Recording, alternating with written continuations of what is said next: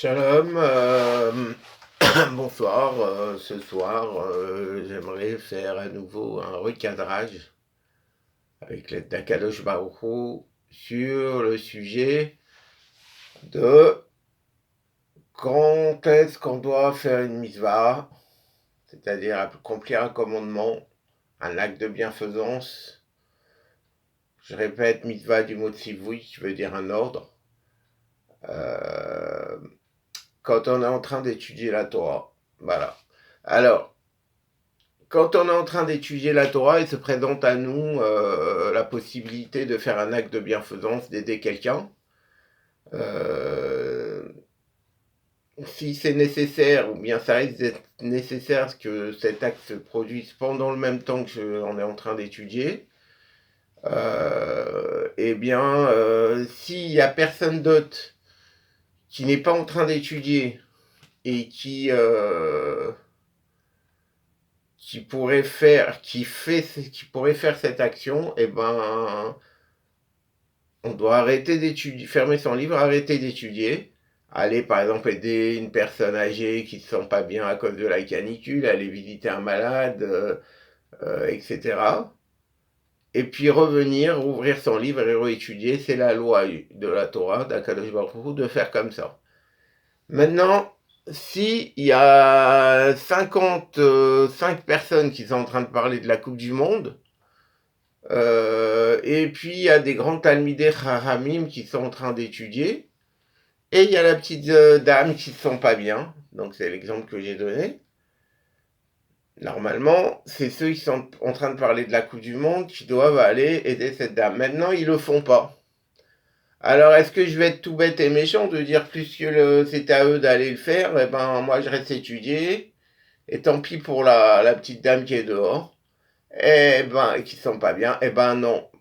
C'est-à-dire que maintenant, eux, s'ils le font pas, ceux qui sont en train de discuter du foot ou de futilité, la responsabilité, elle revient sur celui qui est en train d'étudier, et encore plus fort, encore plus forte. Voilà.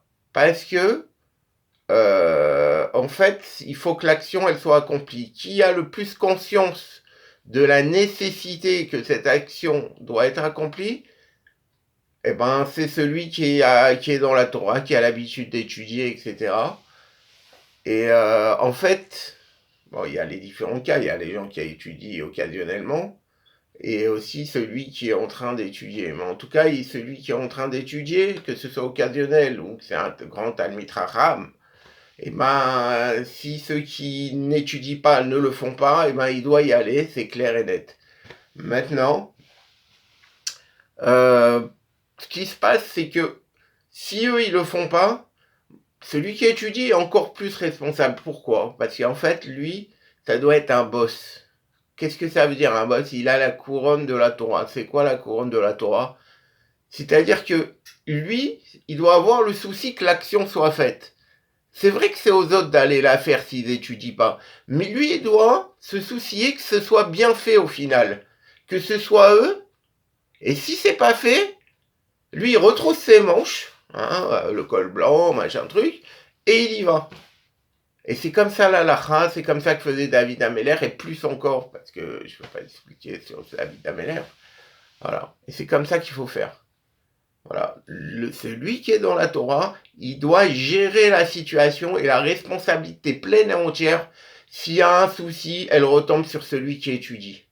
Voilà. Hachem, il veut qu'on ait cette capacité de nous détacher de ce délice qui est l'étude de la Torah, avec la clim, les petites boissons, la machin truc, quand il le faut, et cette super ambiance, cette shérina, cette chaleur, pour aller sortir aider quelqu'un, ou faire une mitzvah. Voilà.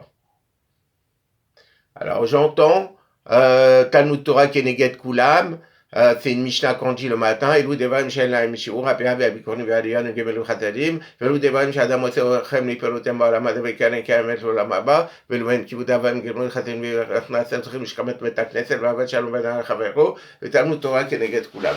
En gros, on nous dit, Talmud Torah Keneget Kulam, l'étude de la Torah, on explique comme ça, je ne sais pas pourquoi ils expliquent comme ça, équivaut à toutes les bonnes actions. Donc c'est plus fort, c'est plus beau, c'est complètement Faux. Je m'excuse, hein, en tout cas de l'explication qu'on donne. Talmud Torah Keneget Kula, Keneget, ça veut dire qu'il nous met en face.